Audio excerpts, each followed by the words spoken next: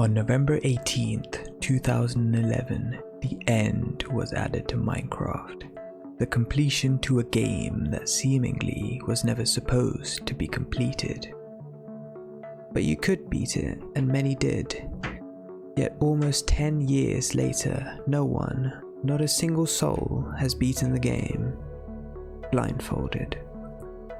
No one has gone from start to end with no eyes and no help. So that begs the question, is it even possible? And if so, who will be the first?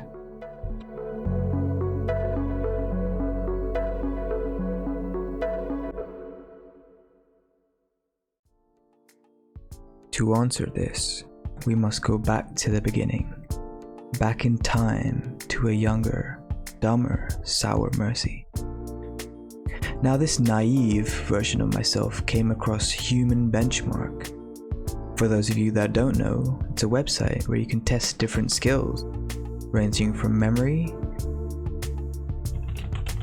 to how fast you can mash your keyboard, to figuring out whether your CSGO teammates are trash, or is it actually just you? Not knowing the deep, dark rabbit hole I was about to go down, I decided to try all the tests and find out where I placed amongst all the other people.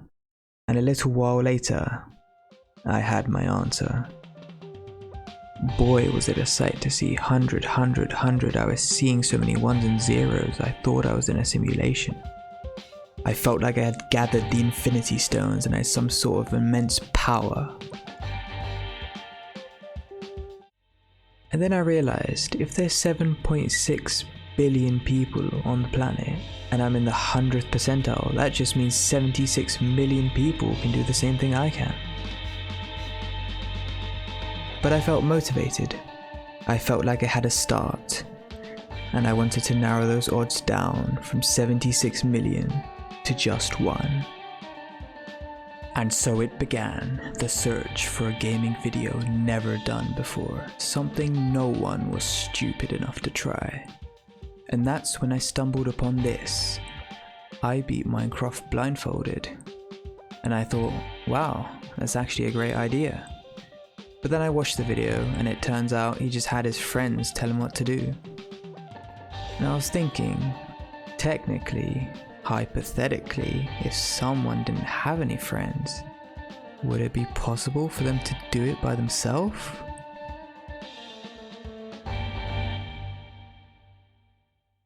So, I logged in, hopped on, and closed my eyes shut.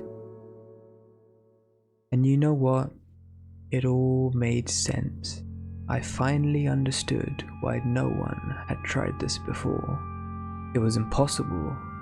There were simply not enough audio cues to be able to even know exactly what surrounded me at any moment. Or at least, that's what you would have thought. It's true that none of my senses would help me figure out my surroundings, but I had something else in my arsenal. My memory. You see, this was not my first time in this world. I had been here before, and so I knew the locations of all the structures.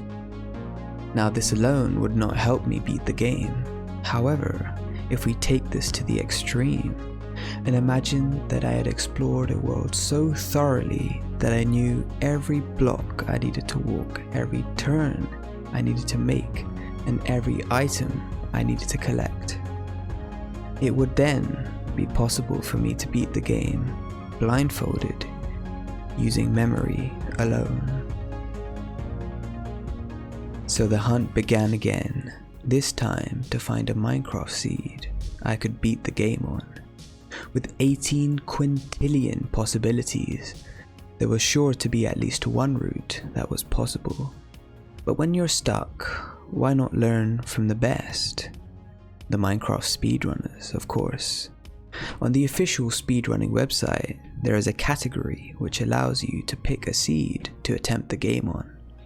The set seed category.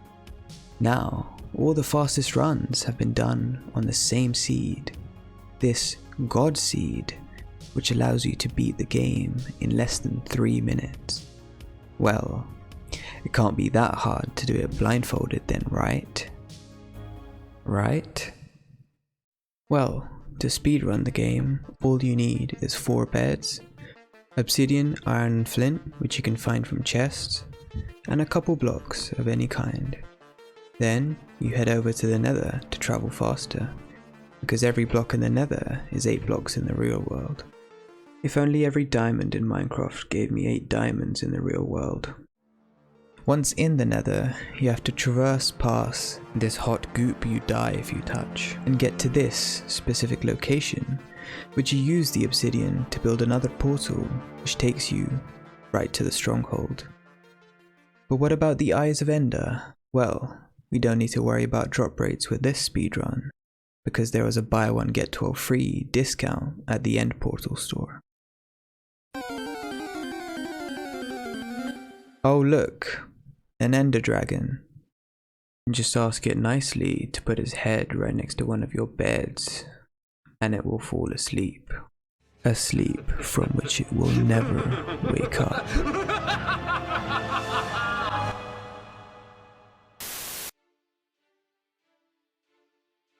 Now that we have an understanding of the route we need to take, we can now switch difficulty to the new blindfold setting and see how we do. Alright, we're in. Okay, so first I'm supposed to go 10 steps to the right. Alright, let's count. 1, 2. Where's the sound? How have I just run into a wall? If you think you can just memorize a route, you're wrong. Because there's one thing we have yet to take into account. Randomness. Every world has a single spawn coordinate. But the game doesn't just spawn you in there. It takes that coordinate and creates a 21 by 21 zone, with that being the center. Then it takes every grass block in that area and randomly picks one for you to spawn on. So, how do you go from knowing that you're in this area to figuring out exactly which block you're on? Well, the simplest way to do this is to work your way towards a block that will tell you your location. An example of this is the village bell or the blacksmith's chest. The audio prompt for clicking on these items will confirm your location.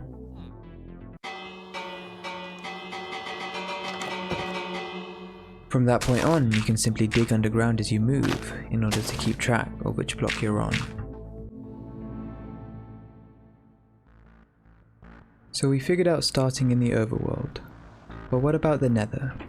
It's not feasible to dig here because it would take a very long time, since crafting is basically impossible blindfolded. There's also the fact that you might just get a golden shower. You know, golden lava falling on your head from above. But it's a good thing then that we collected a lot of blocks from digging. We can just bridge over the lava. Haha, screw you lot. Oh, okay. Why does this remind me of every Bed Wars game ever? Oh, and that reminds me, you can't aim properly if you can't see. So if you want to turn accurately, that sensitivity is going down. I'm talking all the way down. To the point where even the game's like, get a load of this guy. So yeah, once you've done all that and you're past the lava pools, you just gotta build a portal. One eternity later. And boom, you're in the stronghold. Now just go down the path and get past this annoying door that will probably close itself in your face. Let me in! Let me in! If you thought everything up to this point was hard, well, you are in for a treat. Round 1. Fight!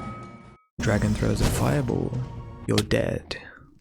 Dragon throws a fireball, you dodge it, but lose your bearings. You're dead. Dragon throws a fireball, you dodge it, attempt to go around the explosion, hear the dragon perch, get knocked away. You're dead. Supposing none of that happens, you would still have to one-cycle the dragon, which is the method of killing it using only beds. Except one cycling is so hard that most players can't even do it without being blindfolded. This truly is the boss fight of all boss fights.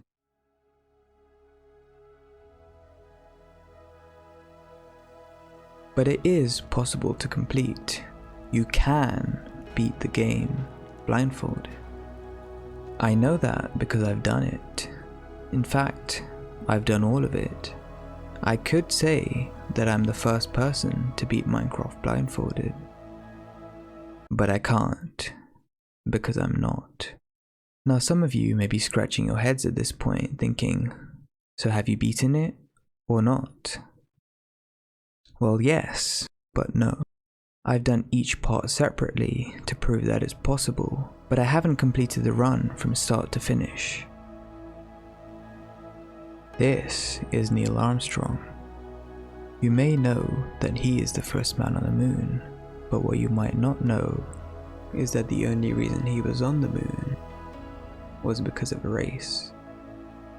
Not between people, but between nations. You see, it's no fun being the first if the only reason you are is because no one else even bothered to try. Well, your race begins here, with this video as the starting line. So I'll ask you once again, who will be the first to beat Minecraft blindfolded? If you watched to the end of the video, make sure to like and subscribe. I'm going to do an update if anyone beats the game, and maybe I'll post a video with some extra tips if everyone's stuck. I'll leave an email in the description if people want to submit their runs. But yeah, that's about all from me, and I'll see you at the finish line.